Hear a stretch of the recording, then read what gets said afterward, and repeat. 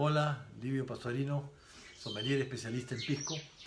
Esta es la segunda parte de por qué decimos el pisco es el espíritu del Perú, ¿no? O por qué el pisco es el espíritu del Perú también podría ser, ¿no?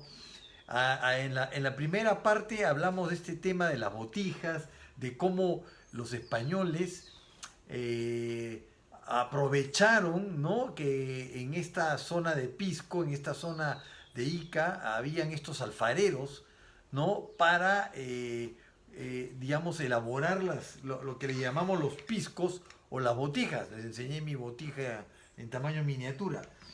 Lo interesante es que a partir de Arequipa, a partir de más al sur del Perú, trabajaron con lo que se llaman las tinajas, no así con las botijas, porque hicieron vino en Arequipa, Moquegua y Tacna, digamos, ¿no? Entonces, en estos recipientes, que son las tinajas, que se llaman, de 1000 litros, hasta más de 1000 litros, empezaron a fermentar el vino y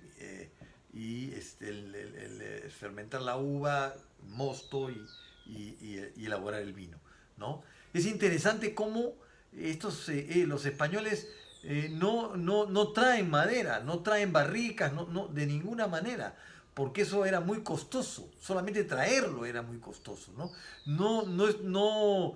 Y en la parte de la costa da la impresión de que no había madera, entonces esto era indudablemente mucho más económico y estaba más al alcance, ¿no? Para poder hacer el trabajo de viticultura, ¿no? Entonces era importante mostrarles esto. Esto no lo van a ver en Ica, sí lo van a ver a partir de Moquegua, Tacna y Arequipa. Es más, en Moquegua yo he visto enterradas, las entierran. Me da la impresión que es por un tema de temperatura, ¿no? También hay bodegas que las tienen en la superficie, pero hay otras bodegas que las entierran.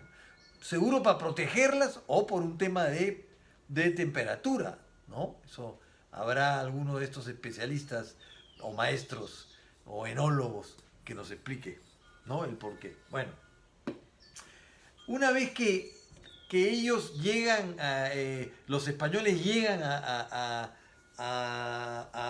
Lima o llegan al Perú y vienen con estacas o vienen con sarmientos de uva, porque eso era lo que tenían ellos que hacer. O sea, como tenían este convenio con la Iglesia Católica, ellos tenían obligatoriamente que buscar la manera de que hubiera vino, ¿no? Para poder catequizar y a su vez hacer las misas.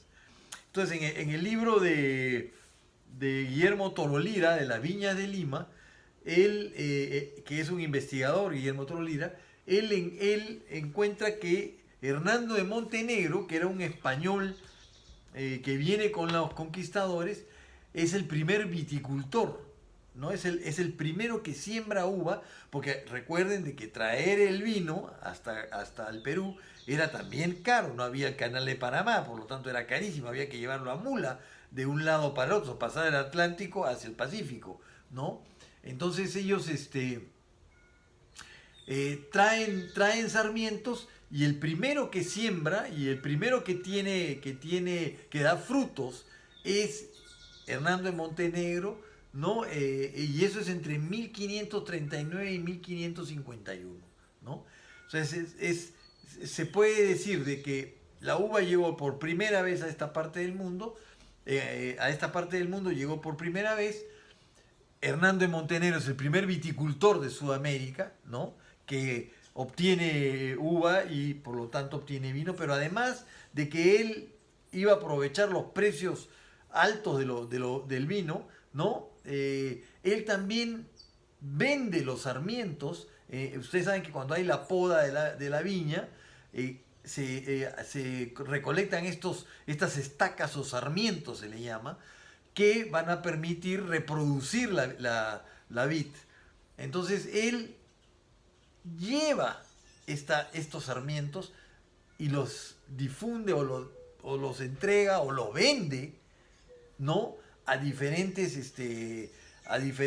agricultores, viticultores, tanto lo que hay en Chile o en Argentina o en Paraguay o en Uruguay. O sea, él envía los sarmientos y se empieza a sembrar también en esos países, ¿no? Es muy probable que no sean las únicas sarmientos que llegan, seguro por el lado de Argentina, por el lado de Buenos Aires, de haber llegado otras vides, pero en ese momento las únicas que habían en el Perú y que se podían trasladar eran las de Montenegro, y por lo tanto Montenegro hacía un gran negocio tanto con las uvas como con los sarmientos de las vides, ¿no?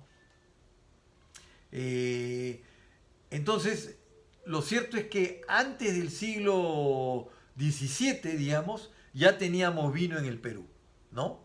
Y después voy a comentarles qué es lo que ocurre y el por qué empezamos a hacer, porque todo es así, o sea, hay una razón por la cual empezamos a hacer el destilado o el pisco, como lo llamamos ahora, o el aguardiente, o el agua de vi, o el espirituoso que tenemos, ¿correcto? Eso lo vamos a ver en otro video, en la parte de 3. ¿No? Hasta acá llegó la parte 2. Espero que les haya gustado. Si les gustó, pulgar para arriba. Si consideran de que es interesante o es importante poder seguir recibiendo esta información, clic en la campana, siempre con responsabilidad. Nos estamos viendo. Gracias por estar ahí. Hasta la próxima. Chao.